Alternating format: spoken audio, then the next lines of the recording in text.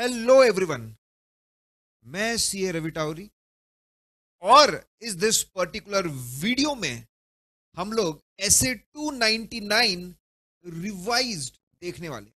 ये particular standard, ये revised standard नवंबर 18 और उसके बाद के एग्जाम्स सभी में एप्लीकेबल है।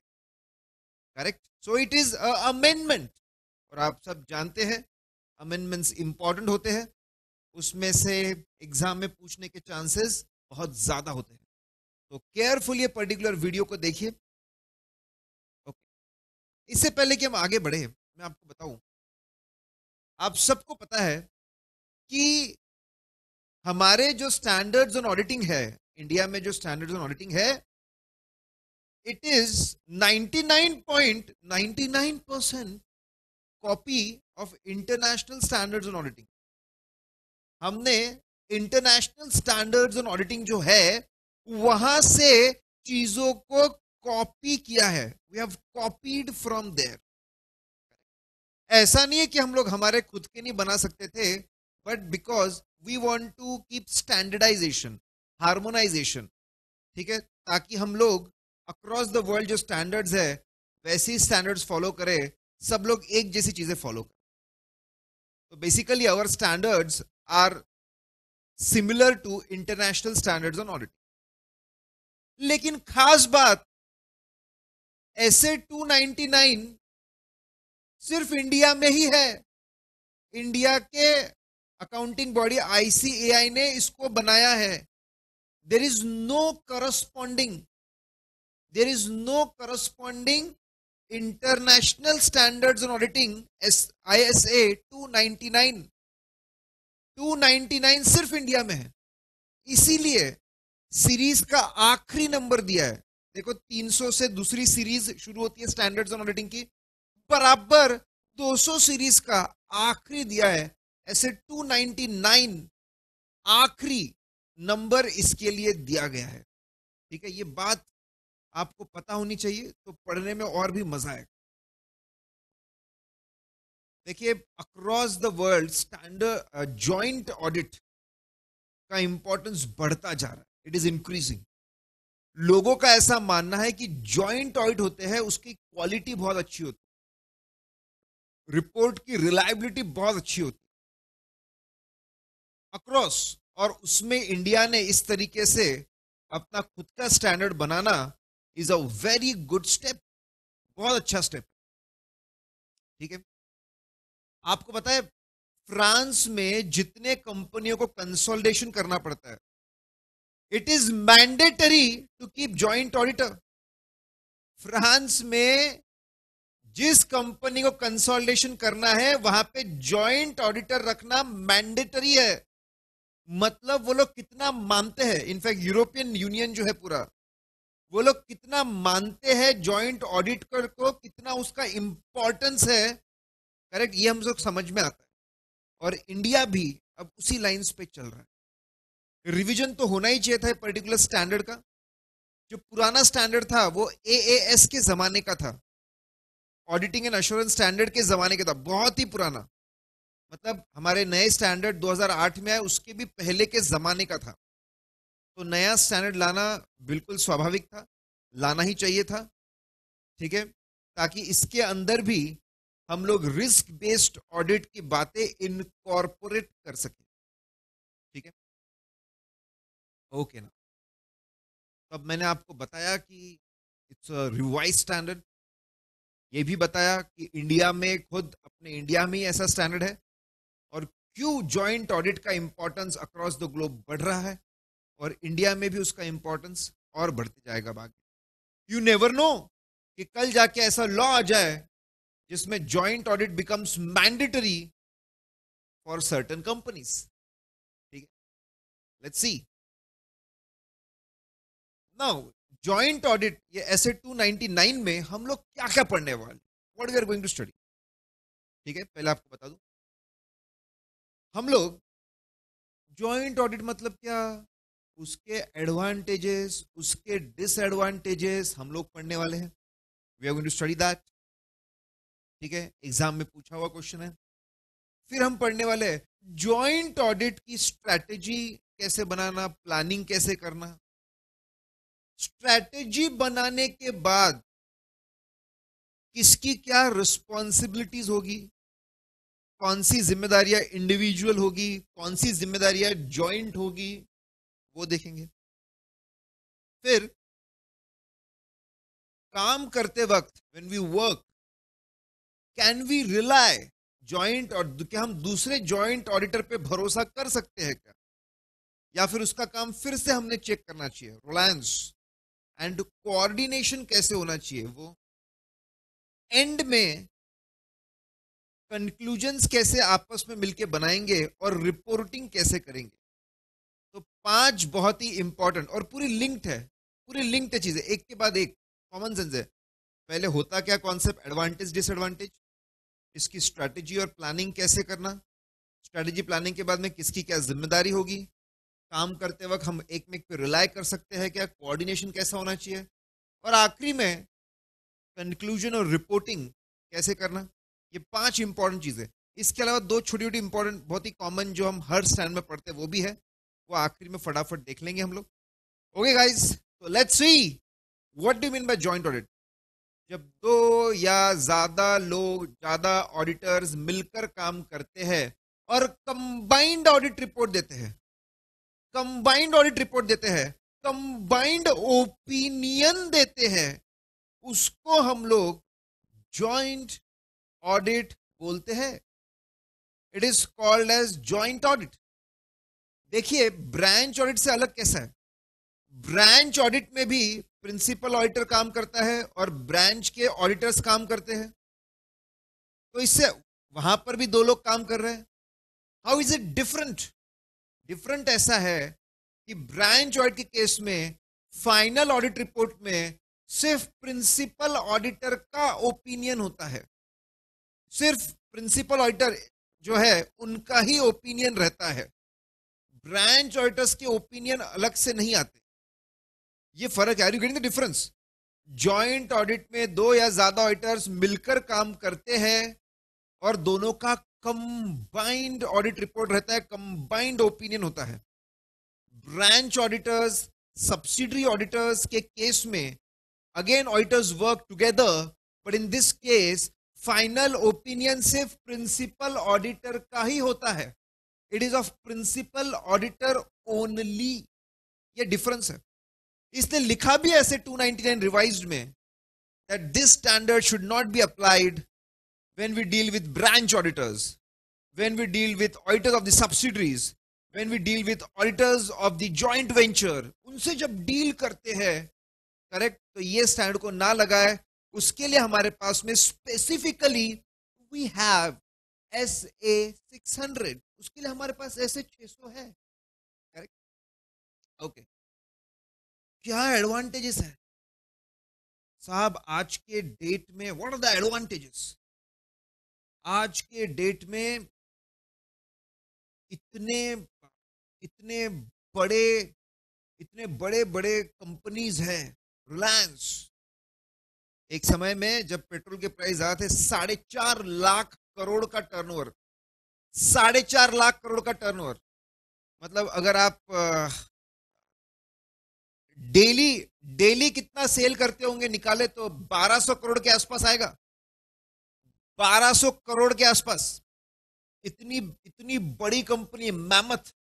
कुछ कंपनीज इतनी बड़ी है कि एक कंपनी के रिसोर्सेस कम पड़ जाते हैं। तो एडवांटेज नंबर 1, जॉइंट ऑडिट से पूलिंग ऑफ रिसोर्सेस।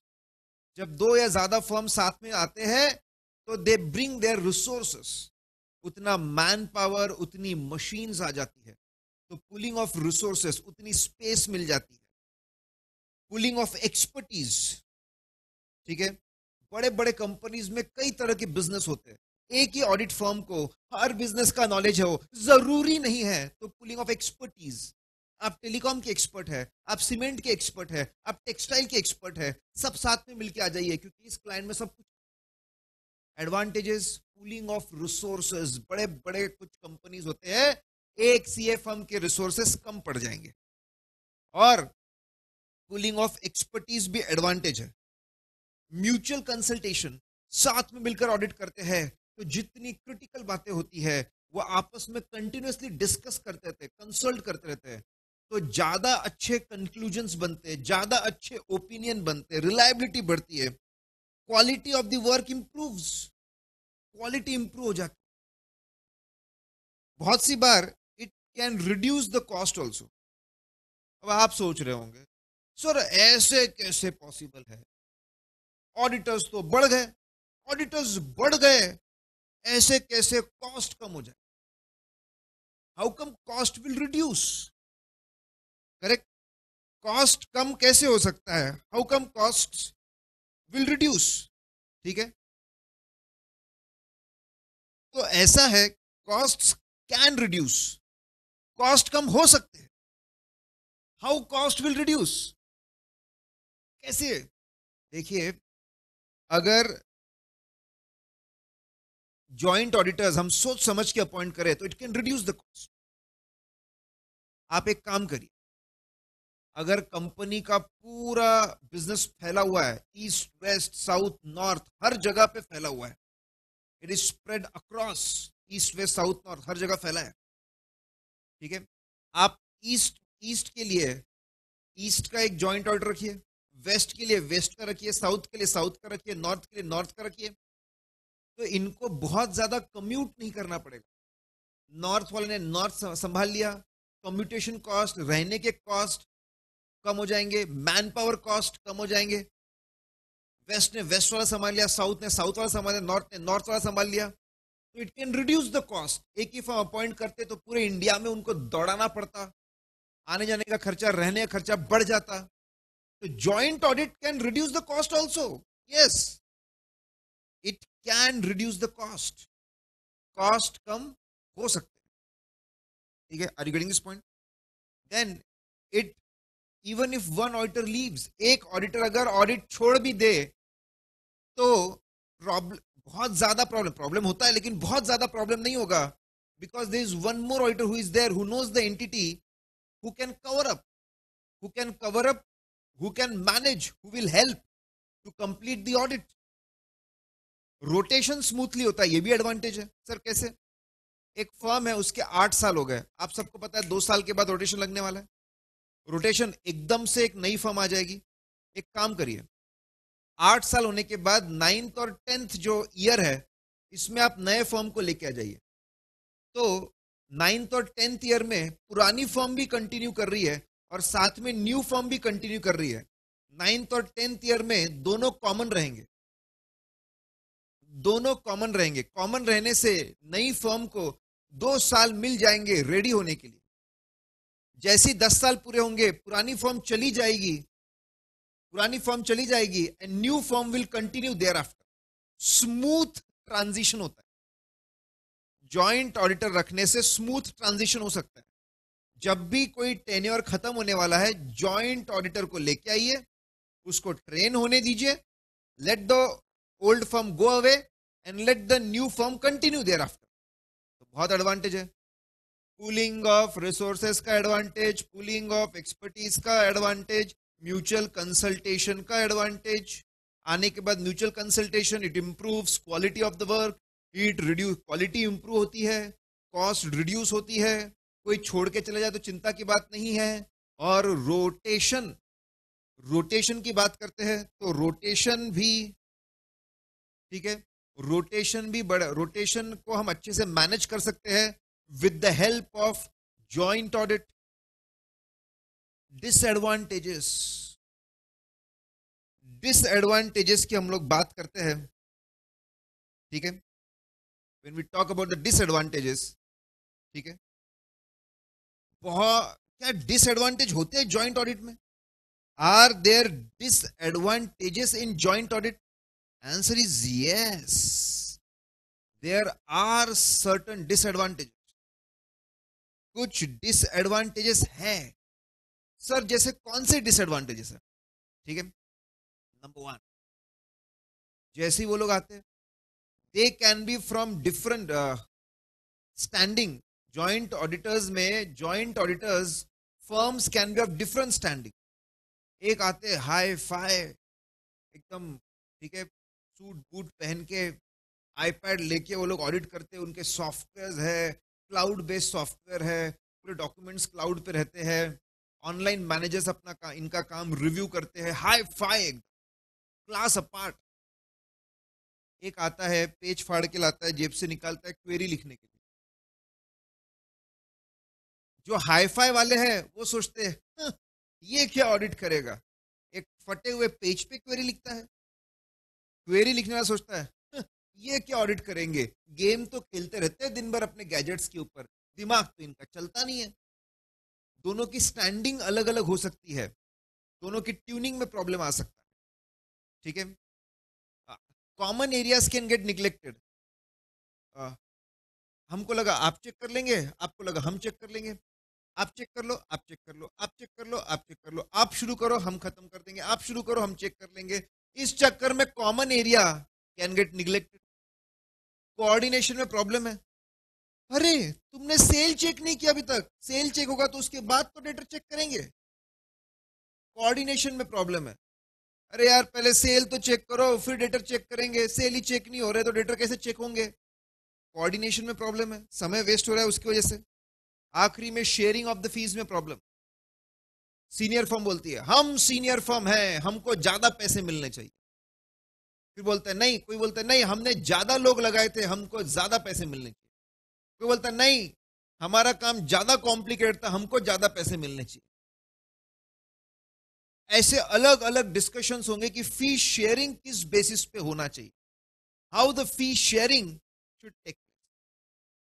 ठीक है, are you getting this point? तो आने के बाद में different standing can be a problem,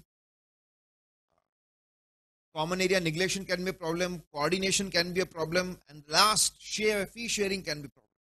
ठीक है, तो एडवांटेज तो है लेकिन साथ साथ में डिसएडवांटेजेस भी हो सकते हैं, डिसएडवांटेज में हैपन।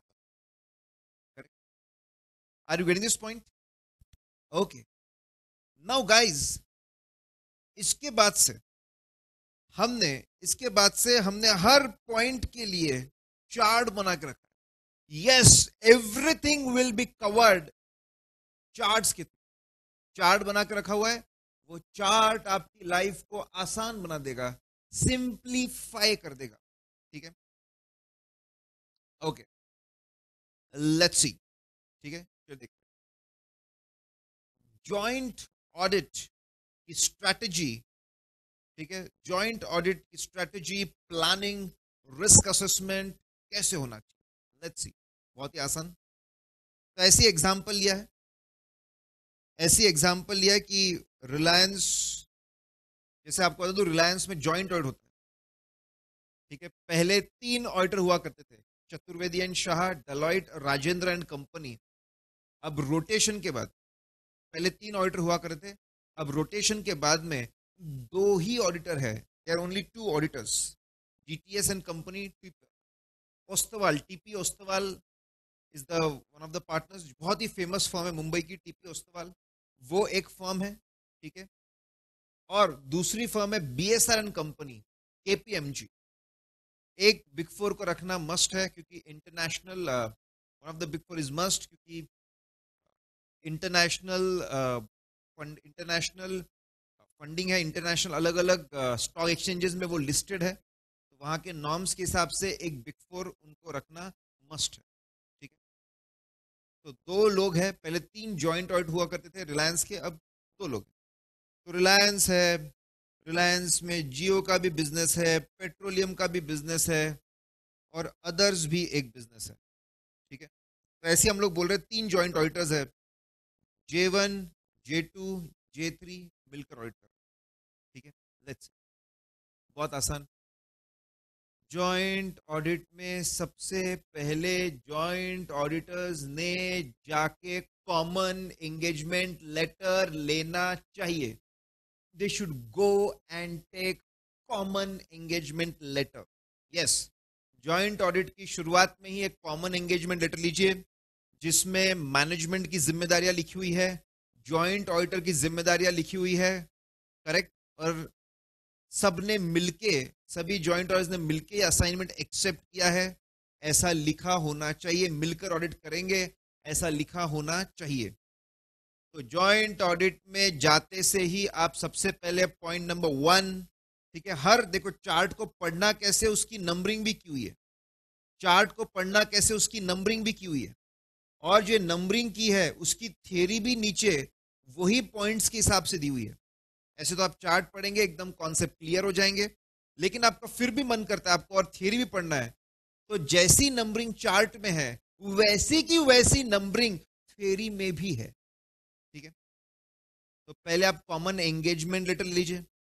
कॉमन एंगेजमेंट लेने के बाद स्टैंडर्ड बोलता है, ठीक है, एंगेजमेंट पार्टनर्स एंड की मेंबर्स, एंगेजमेंट पार्टनर जो सीनियर मैनेजर्स है, engagement partners and key members from each, very important, from each joint audit firm should sit for deciding the audit strategy and audit plan.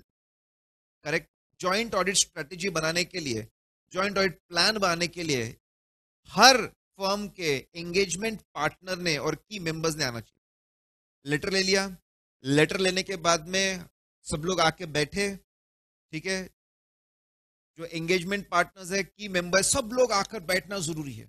अब ये लोग मिलकर joint audit strategy बनाएंगे, broad guidelines कि हम audit को कैसे बांटने वाले हैं, हम बिजनेस वाइज बांटने वाले हैं, या फिर हम लोग एरिया वाइज बांटने वाले हैं, या फिर हम लोग income expense asset liability wise बांटने वाले, कैसे बांटना, स्ट्रैटेजी। हम लोग क्वार्टरली जाके ऑडिट करेंगे, मंथली करेंगे, क्वार्टरली करेंगे कि एनुअली करेंगे, एक साथ जाएंगे कि पहले एक जाएगा फिर दूसरा जाएगा फिर एक जाएगा फिर दूसरा जाएगा, ऐसे जाएगा।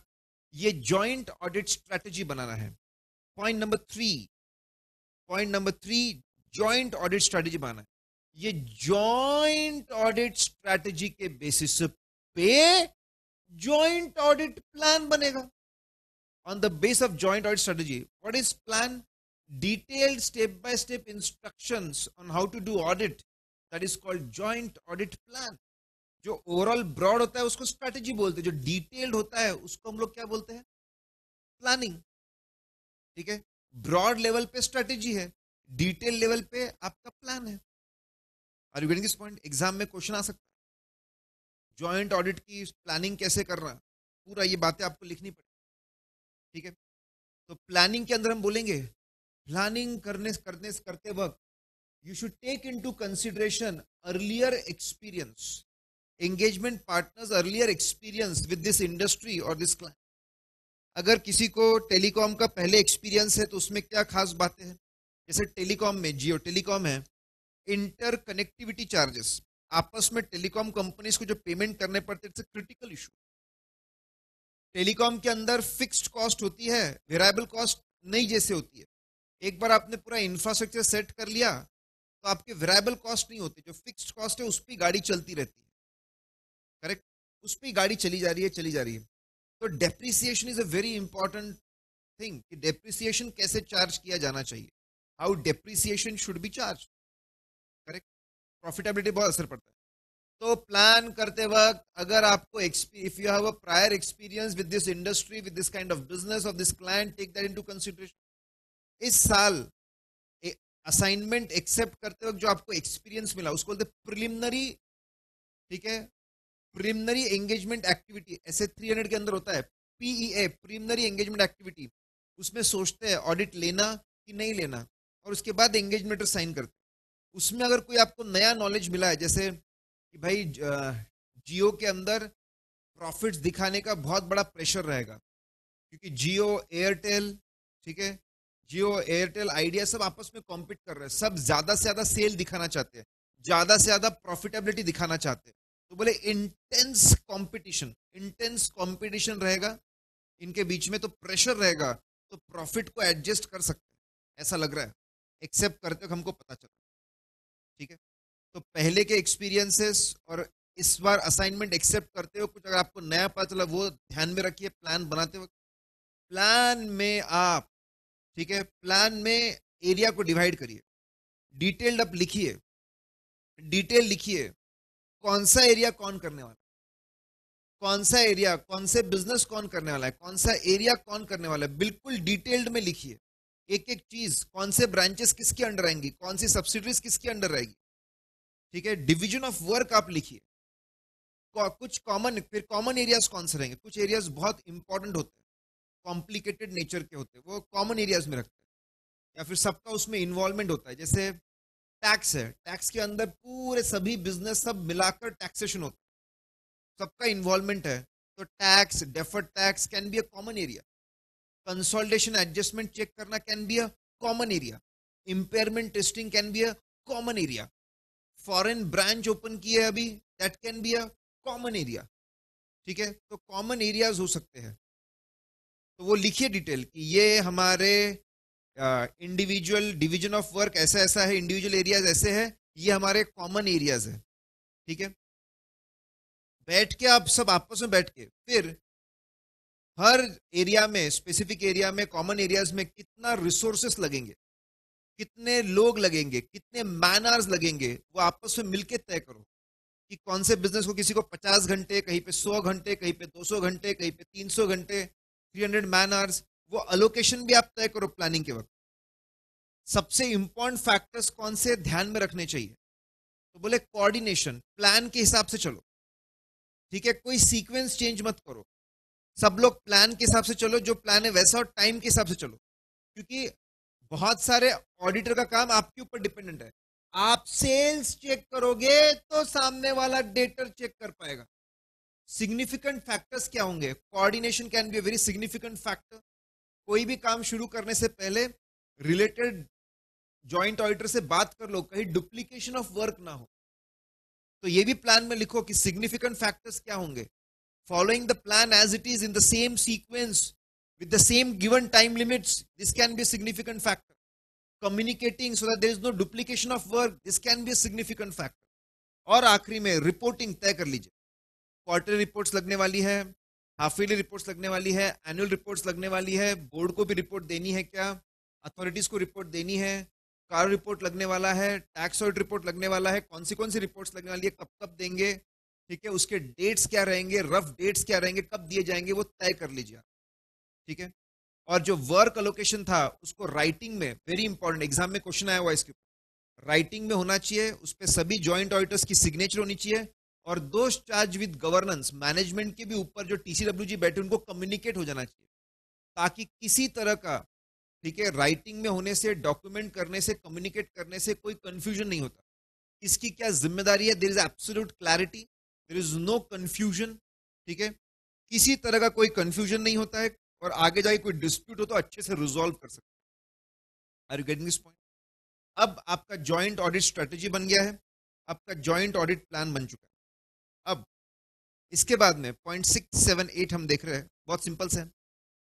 ज्वाइंट होने के बाद में एरिया लेवल पे हर ऑडिटर अपने अपना रिस्क असेसमेंट करेगा, हर ऑडिटर अपने अपने एरिया में इंफॉर्मेशन कलेक्ट करके रिस्क असेसमेंट करेगा, कहां कहां पे गलती हो सकती है, और वेरी इंपॉर्टेंट, दूसरे जॉइंट ऑडिटर्स को भी बताएगा कि देखिए मेरे यहाँ पे ये रिस्की एरियाज मुझे लगते हैं, मैं आपको बता दे रहा हूँ, ताकि आप आपके एरियाज में प्लानिंग करते वक्त भी ध्यान रखें इसका। मेरे एरिया में मुझे वेजेस रिस्की लगते हैं, आप भी ध्यान रखें। मेरे एरिया में मुझे डिस्काउंट रिस्की लगते हैं, आप भी ध्यान रखें। सब अपने अपने एरिया का रिस्क असेसमेंट करेंगे और शेयर करेंगे इंफॉर्मेशन। सब अपने अपने एरिया का nature timing extent of audit procedure तय करेंगे, कॉमन एरिया भी तय करेंगे, आपस में शेयर करेंगे, टीसीडब्ल्यूजी को भी बताएंगे। ये बहुत इंपॉर्टेंट है, सभी जॉइंट ऑडिटर्स को पता होना चाहिए कि मेरा दूसरा जॉइंट ऑडिटर क्या कर रहा है। There should be free flow of communication, transparency, तू क्या कर रहा है मुझे पता होना चाहिए, क्योंकि ऐसा जॉइंट ऑडिट मतलब क्या है, एक बंदा गियर पे बैठा है, एक बंदा स्टीयरिंग पे बैठा है, एक बंदा एक्सेलरेटर पे बैठा है, एक बंदा क्लच पे बैठा है, और गाड़ी एकदम अच्छे से चलना चाहिए। तो there should be a transparency, सबको पता होना चाहिए क्या काम कर रहे हैं। और हम लोग joint combined combined written representation, जैसे एंगेजमेंट लेटर कंबाइंड था, वैसे आखिरी में ऑडिट के रिटर्न रिप्रेजेंटेशन भी कंबाइंड रहेगा। ये सबसे बड़ा पार्ट, सबसे बड़ा क्वेश्चन एग्जाम में, you can get a question, you are appointed joint auditors, आप बताइए how will you frame strategy, how will you frame planning, उसके बारे में बताइए, डिवीजन ऑफ वर्क के बारे में बताइए। क्विकली आप लिखेंगे, ठीक है। सबसे पहले ऑडिट में जाते से ही कंबाइंड एंगेजमेंट लेटर ले लो। एंगेजमेंट लेटर लेने के बाद में जॉइंट ऑडिट स्ट्रेटेजी बना लो।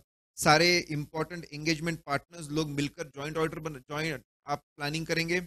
उसमें सबसे पहले जॉइंट ऑडिट स्ट्रेटेजी बनाएंगे, उसके बाद इस पर प्लान बनाएंगे। प्लान बनाते वक्त पुराने एक्सपीरियंस, करंट एक्सपीरियंस का ख्याल रखें। डिवीजन ऑफ वर्क अच्छे से करें, कॉमन एरियाज भी तय करें, ठीक है। उसमें राइटिंग में उसको लिख ले, उस पर सिग्नेचर ले ले, टीसीएफ जी को बता दे। इसके बाद में नेचर टाइमिंग कितने रिसोर्सेस लगने वाले हैं, कितने रिसोर्सेस टाइम लगेगा, वो भी तय कर लीजिए, ठीक है। कब कब हमको रिपोर्ट देनी है, when we have to give reporting, वो भी आप आपस में तय कर लीजिए, ठीक है। जॉइंट चीजें बनने के बाद में सिग्निफिकेंट फैक्टर्स भी क्या होंगे वो भी तय, कि भाई कोऑर्डिनेशन के हिसाब से, टाइम के हिसाब से चलना है। जब जॉइंट चीजें बन गई, इंडिविजुअल रिस्क असेसमेंट करिए, शेयर इट। इंडिविजुअल आप NTE, nature timing extent of checking करेगी, वो बनाइए, शेयर इट। और आखिरी में कंबाइंड रिटर्न रिप्रेजेंटेशन आप लीजिए। Are you getting this point? बिल्कुल वैसी वैसी वही सीक्वेंस में आपकी थ्योरी भी दी हुई है, ठीक है। नाउ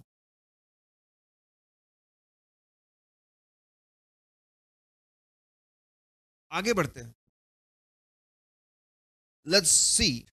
बहुत ही इंटरेस्टिंग सा, बहुत बहुत बहुत बहुत ज्यादा पॉपुलर रहा है एग्जाम में, ठीक है। आप कौन सी सेपरेट रिस्पॉन्सिबिलिटीज है, इंडिविजुअल रिस्पॉन्सिबिलिटीज है, और कौन सी जॉइंट रिस्पॉन्सिबिलिटीज है? तो ध्यान से सुनिए, ठीक है, लिसन केयरफुल, ठीक है। कौन सी इंडिविजुअल रिस्पॉन्सिबिलिटीज है? जो डिवाइडेड वर्क है, joint auditor is individually responsible for that. जो काम अलोकेट हो चुका है उसके लिए स्पेसिफिक रिस्पॉन्सिबिलिटी है, इंडिविजुअल रिस्पॉन्सिबिलिटी है। Yes, individual responsibility. कल जाके अगर सपोज टेलीकॉम एक कंपनी, एक जॉइंट ऑडिटर संभाल रहा है, टेक्सटाइल एक संभाल रहा है, सीमेंट एक संभाल रहा है। अगर टेलीकॉम में फ्रॉड हुआ तो टेलीकॉम वाला जॉइंट ऑडिटर ही जिम्मेदार रहेगा, सारे जिम्मेदार नहीं रहेंगे। वेरी इंपॉर्टेंट, केस स्टडी भी आ सकती है। अगर डिवाइडेड अगर डिवाइडेड एरिया है, अगर डिवाइडेड एरिया है तो इसकी सेपरेट इंडिविजुअल रिस्पॉन्सिबिलिटी है, पॉइंट नंबर वन। दूसरा, अपने एरिया का रिस्क असेसमेंट करना, इंफॉर्मेशन कलेक्ट करके देखना कहां कहां गलतियां हो सकती है, it is a individual responsibility. Risk assessment के बाद इंटरनल कंट्रोल्स को समझना, उसको इवैल्यूएट करना, उसको टेस्ट करना, it is a separate individual responsibility, ठीक है। टेस्ट ऑफ कंट्रोल के बाद में अपने एरिया की चेकिंग करना, अपने एरिया की सब्सटेंटिव चेकिंग करना, एविडेंस इकट्ठा करना, कंक्लूजन्स ड्रॉ करना अपने एरिया के, ये भी सेपरेट रिस्पॉन्सिबिलिटी है। अपने एरिया की पूरी जिम्मेदारी है, उसके अंदर का रिस्क असेसमेंट, रिस्क असेसमेंट के बाद इवैल्यूएटिंग इंटरनल कंट्रोल्स, उसके बाद में अपने एरिया में substantive procedure, nature timing extent जो तय हुआ तो उसके हिसाब से काम करना, it is a individual responsibility. ये अपनी खुद की जिम्मेदारी है, उसको निभाना पड़ेगा। इंडिविजुअल रिस्पॉन्सिबिलिटीज है। आपके एरिया में रिस्क असेसमेंट गलत हुआ, आप जिम्मेदार। रिस्क असेसमेंट के बाद टेस्ट ऑफ कंट्रोल गलत हुआ, आप जिम्मेदार। टेस्ट ऑफ कंट्रोल के बाद में एनटीई गलत निकला, आप जिम्मेदार। जॉइंट रिस्पॉन्सिबिलिटी कहां पे है? जो कॉमन एरियाज है, अनडिवाइड एरियाज है, जॉइंट जिम्मेदारी, उसमें कुछ गलती होती है, दोनों जिम्मेदार, ठीक है। आपने जो डिसीजंस लिए हैं, आपने जो कंबाइंड ऑडिट स्ट्रेटेजी बनाई है, कंबाइंड जो कॉमन एरियाज के लिए एनटीई, आपने जो कंबाइंड ऑडिट स्ट्रेटेजी और जो कंबाइंड प्लानिंग की है, जो आपने डिसीजंस लिए हैं, उसके लिए भी आप दोनों जिम्मेदार, joint responsibilities. Undivide areas joint responsibilities, common decision joint responsibility. फिर ऑडिट करने के दौरान कोई नया मैटर आया, अचानक एक नया मैटर आया है जो पहले पता नहीं था, एक नया एमेलगमेशन हुआ है, एक्विजिशन हुआ है, ठीक है। एक एक सब्सिडरी ने एक दूसरे कंपनी को अक्वायर किया, जॉइंट ऑडिटर बोलता है बहुत कॉम्प्लिकेटेड इशू, हम साथ में मिलकर करेंगे, जॉइंट जिम्मेदारी। नया मैटर था और उन्होंने आपस में तय किया साथ में मिलकर करने वाले, अगेन जॉइंट रिस्पॉन्सिबिलिटी। ठीक है, अब सबसे खास बात, फाइनेंशियल स्टेटमेंट जो लीगल कंप्लायंस है, फाइनेंशियल स्टेटमेंट में लीगल कंप्लायंसेस, जितने भी लॉज लीगल कंप्लायंसेस है, ठीक है, शेड्यूल 3 का कंप्लायंस है, या फिर बैंक्स में, इंश्योरेंस में अलग अलग रेगुलेशन कंप्लायंस है, फाइनेंशियल स्टेटमेंट से रिलेटेड जो रेगुलेशंस है, जॉइंट जिम्मेदारी, वेरी इंटरेस्टिंग। फाइनेंशियल स्टेटमेंट का जो डिस्क्लोजर, उसके जो नोट्स टू अकाउंट्स है, joint responsibility. Audit report relevant rules regulation के हिसाब से बनी है, जॉइंट रिस्पॉन्सिबिलिटी। वापस सुन लीजिए, अनडिवाइडेड वर्क, जॉइंट रिस्पॉन्सिबिलिटी, और common audit strategy and audit planning, joint responsibility. ठीक है, new areas came up and auditors decided they will do it together, joint responsibility. Financial statement से रिलेटेड लॉज जो है उसका compliance, joint responsibility. Disclosures, joint responsibility. Audit report, joint responsibility में आता है। As I said, ये बहुत ही फेमस क्वेश्चन रहा। कोऑर्डिनेशन, देखो ये लोग मिलजुल कर ऑडिट कर रहे हैं, मिलजुल कर, ठीक है, मिलजुल कर ऑडिट कर रहे हैं। अब ऐसे मिलजुल के जब ऑडिट कर रहे हैं तो अच्छा कोऑर्डिनेशन होना चाहिए। ठीक है, जब ऐसा होता है कि सेल हम चेक कर रहे हैं, डेटर सामने वाला चेक कर रहा है, डेटर के अंदर बहुत सारी सेल्स की एंट्री जाती है, तो आपस में अच्छा कोऑर्डिनेशन होना चाहिए। ठीक है, आपस में अच्छा कम्युनिकेशन होना चाहिए। उनके एरिया में कोई भी बात पता चली, ठीक है, हमने इमीडिएटली उनको बताना चाहिए prior to completion of audit. अगर हमने उनको बता दिया तो वो जिम्मेदार, हम नहीं बताएं, राइटिंग में बताना है, वो भी राइटिंग में बताना है। अगर हम नहीं बताएंगे तो हम खुद जिम्मेदार हो जाएंगे। ऐसे बोलता है कि अच्छा कोऑर्डिनेशन कम्युनिकेशन होना चाहिए। If there is any information which affects other joint auditor, it should be communicated in writing prior to audit, audit report देने के पहले, so that they can take action. If you do it, they are responsible. If you don't do it, जिसको information मिली थी सबसे पहले, he will be responsible. कौन से एरियाज हम लोगों ने कम्युनिकेट करने चाहिए, बराबर, तो अड्डा, कोऑर्डिनेशन में कौन से एरियाज कम्युनिकेट करने चाहिए, अड्डा करके अब शॉर्टकट। कोऑर्डिनेशन के लिए, ठीक है, जॉइंट ऑडिटर्स का अड्डा होना चाहिए। कोऑर्डिनेशन के लिए जॉइंट ऑडिटर का अड्डा, ठीक है, बराबर। जब सारे दोस्त जहां मिलते हैं उसको बोलते हैं ना, हमारा अड्डा है ये, अगर आपने ऐसा बोलते हैं, ठीक है, तो कोऑर्डिनेशन के लिए अड्डा। जहां पे अटेंशन, अब ए फॉर, जहां pay attention of joint auditor बहुत इंपॉर्टेंट है। हमको पता चला कि इनका अकाउंट्स हेड, ठीक है, रिलायबल नहीं है, इंटीग्रिटी वाला आदमी नहीं है, भरोसेमंद वाला आदमी नहीं है, ये बंदा मिस अप्रोप्रिएशन करता है, गलत काम करता है। आप भी, मेरा जॉइंट ऑडिटर है, आप भी उससे उससे आपका भी काम पड़ता है।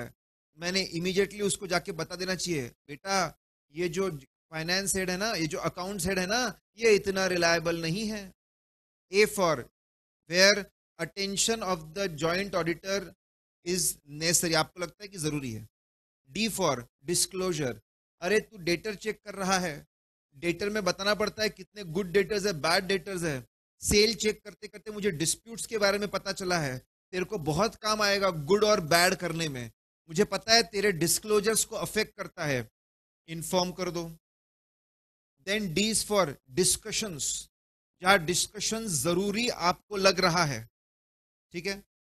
अब जैसे डिस्कशन जरूरी लग रहा है,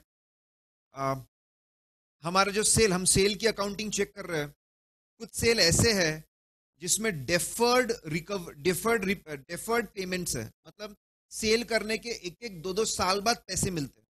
जब ऐसा होता है तो आपको थोड़ा सेल बुक करना पड़ता है, बाकी इंटरेस्ट इनकम बुक करनी पड़ती है, और इसका अफेक्ट डेटर्स की अकाउंटिंग पे भी पड़ेगा। डेटर जिस तरीके से अकाउंट हो रहे हैं, तो हमने डिस्कस करना चाहिए, यार ये सेल है लेकिन रिकवरी 2 साल बाद 3 साल बाद दी है, इतनी लेट रिकवरी है, करेक्ट, तो हमने सेल ट्रीट करना चाहिए और बाकी इंटरेस्ट इनकम ट्रीट करना चाहिए, आपस में मिलकर डिस्कस कर लेते, ठीक है। फिर जहां पे जजमेंट बनाते वक्त आपको ऐसा लगता है, application of judgement by other joint auditors, ठीक है, हमको ऐसा लग रहा है फिर सामने वाले की मदद हमको लगेगी जजमेंट बनाते वक्त, एप्लीकेशन ऑफ जजमेंट, जैसे ठीक है प्रोविजन फॉर सेल्स रिटर्न बनाना है, प्रोविजन फॉर सॉरी रिटर्न या फिर प्रोविजन फॉर वारंटी, सेल किया है लेकिन वारंटी में है, कुछ गुड्स रिटर्न आ सकते हैं, तो प्रोविजन बनाना पड़ता है, प्रोविजन फॉर वारंटी हमको बनाना पड़ता है।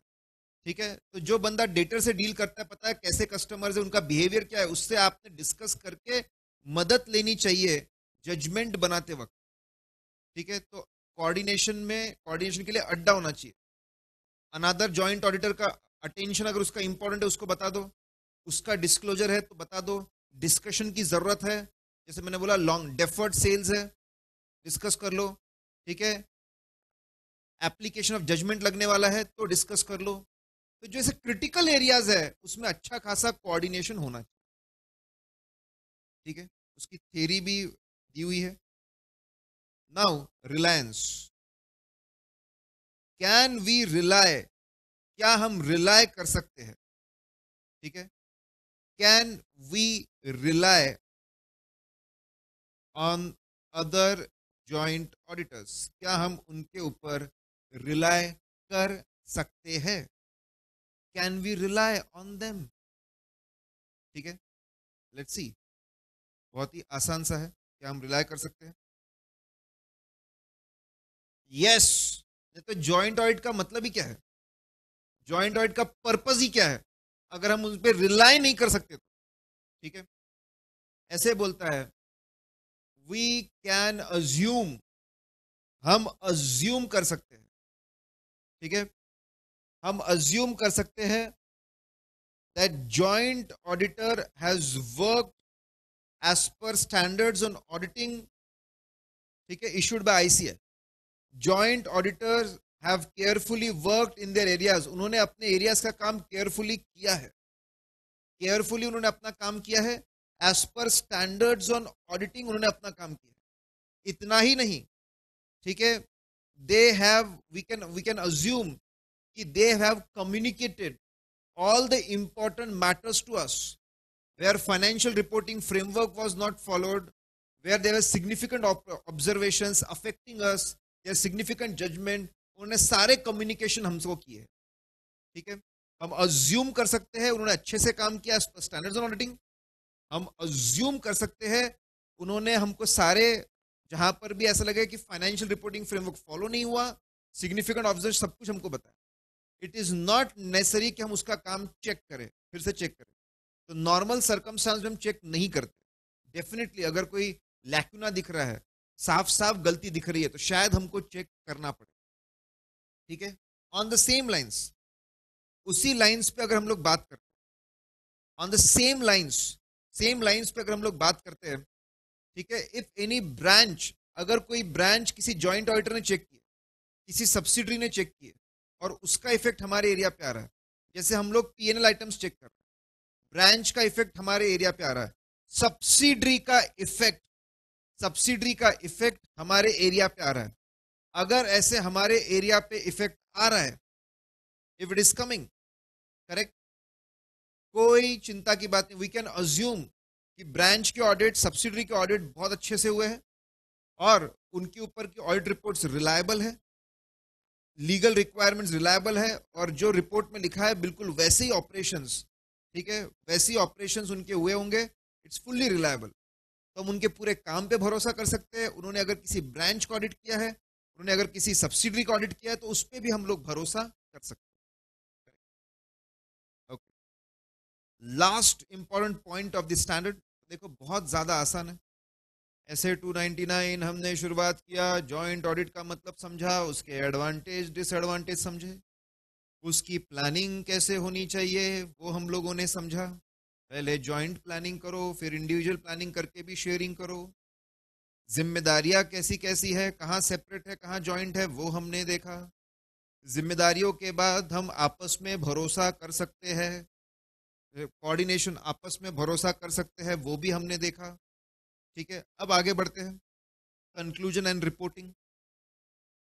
ठीक है, joint auditor shall discuss and communicate with each other, joint auditors ने साथ में ऑडिट खत्म होने, ठीक है, after the work has been done, opinion after the field work has been done, opinion बनाने के लिए joint auditor should come together, sit and discuss and make a combined opinion. उन्होंने डिस्कस करके कम्युनिकेट करके डिस्कस करना चाहिए, communicate करना चाहिए अपने एरिया वाइज कंक्लूजन्स, और फिर कंबाइंड ऑडिट रिपोर्ट बनानी चाहिए। अगर आपस में कोई डिसएग्रीमेंट नहीं है, सब बोल रहे हैं हाँ क्लीन रिपोर्ट, तो कॉमन रिपोर्ट जाएगी, there will be a common report. लेकिन आपस में अगर डिसएग्रीमेंट है, लेकिन अगर आपस में डिसएग्रीमेंट है, if there is a disagreement, joint auditors are not bound by majority, majority rule से नहीं चलते। अगर 4 लोग हैं, 3 बोलते क्लीन रिपोर्ट, एक बोलता क्वालिफाइड रिपोर्ट, कोई मेजॉरिटी रूल नहीं, सेपरेट ऑडिट रिपोर्ट बनेगी। जो बोलता है qualified report, he will make a separate audit report, जो बोलते हैं क्लीन रिपोर्ट, उनकी एक कंबाइंड रिपोर्ट अलग से बनेगी। जो बंदा दूसरों के साथ में अग्री नहीं करता है, वो अपनी सेपरेट ऑडिट रिपोर्ट बनाएगा। तो एक सेपरेट ऑडिट रिपोर्ट भी बनेगी और एक कंबाइंड ऑडिट रिपोर्ट भी बनेगी। इसमें खास बात, सेपरेट ऑडिट रिपोर्ट में लिखा रहेगा, सेपरेट ऑडिट रिपोर्ट में हम रेफरेंस देंगे कि और एक ऑडिट रिपोर्ट है कंबाइंड ऑडिट रिपोर्ट जो बाकी ऑडिटर्स ने दी है। कंबाइंड ऑडिट रिपोर्ट में लिखेंगे और एक सेपरेट ऑडिट रिपोर्ट है, ठीक है, जो एक ऑडिटर ने अलग से दी है, ताकि इन्वेस्टर अगर एक रिपोर्ट पढ़े तो उसको पता होना चाहिए कि दूसरी रिपोर्ट भी है।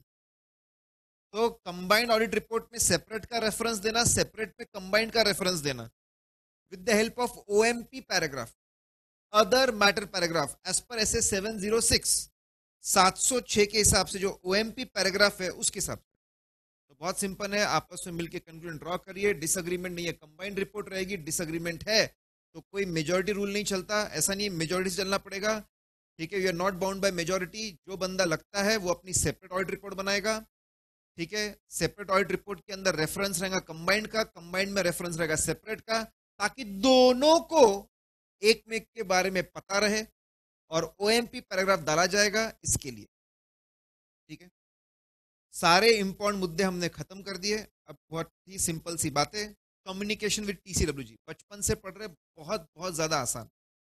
जब भी आप रिपोर्ट मॉडिफाई करने वाले हो, क्वालिफाई एडवर्स डिस्क्लेमर डालने वाले हो, ईएमपी ओएमपी डालने वाले हो, आपने ड्राफ्ट रिपोर्ट लेके जाना चाहिए और टीसीडब्ल्यूजी के साथ में डिस्कस करना चाहिए, उनको बताना चाहिए कि हम ऐसी रिपोर्ट देने वाले हैं। आपको अभी भी कोई करेक्टिव एक्शन लगता है तो आप ले लीजिए, कोई एक्सप्लेनेशन देना है तो आप दे दीजिए, तो हम हमारी ऑडिट रिपोर्ट को बेहतर कर लेंगे। क्या ऑब्जेक्टिव थे स्टैंडर्ड के? देखो, पूरा स्टैंडर्ड पढ़ने के बाद पढ़ना चाहिए। ये स्टैंडर्ड बनाया गया ताकि प्रिंसिपल्स दिए जाए, ताकि प्रिंसिपल्स दिए जाए, प्रिंसिपल्स दिए जाए जिसकी मदद से, प्रिंसिपल्स दिए जाए जिसकी मदद से जॉइंट ऑडिट और जॉइंट ऑडिट करने के प्रिंसिपल्स दिए जाए। अप्रो प्रिंसिपल्स रहे कि क्या प्रिंसिपल्स फॉलो करें, ठीक है। कोऑर्डिनेशन, आपस में कौन से प्रिंसिपल्स, कोऑर्डिनेशन वाले प्रिंसिपल्स हो, ठीक है। जिम्मेदारियां कैसे बटे, तो प्रिंसिपल्स बताने के लिए अप्रोच कैसा होना चाहिए वो, ताकि इसे स्टैंडर्डाइजेशन आए, स्टैंडर्डाइजेशन आए, सबके काम में हार्मनी आए, ठीक है। और कौन से काम की स्पेसिफिक रिस्पॉन्सिबिलिटी, कहाँ पे जॉइंट रिस्पॉन्सिबिलिटी रहेगी, वो बताने के लिए। तो प्रिंसिपल्स बताने के लिए, अप्रोच बनाने के लिए, स्टैंडर्डाइजेशन करने के लिए और जिम्मेदारियां समझाने के लिए ये बनाया गया है। ये पूरा स्टैंडर्ड है, एवरीथिंग एवरीथिंग इज कवर्ड, सारी की सारी चीजें इसके अंदर कवर्ड है, ठीक है। इसके बाहर आने के कोई चांसेस नहीं है।